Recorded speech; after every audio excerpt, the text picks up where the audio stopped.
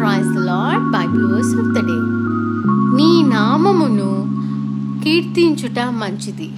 ఉదయమున నీ కృపను, ప్రతి రాత్రి నీ విశ్వాసతను 10 తంతుల స్వరమండలముతోనూ గంభీర ధ్వని గల సితారతోనూ ప్రచురించుట మంచిది.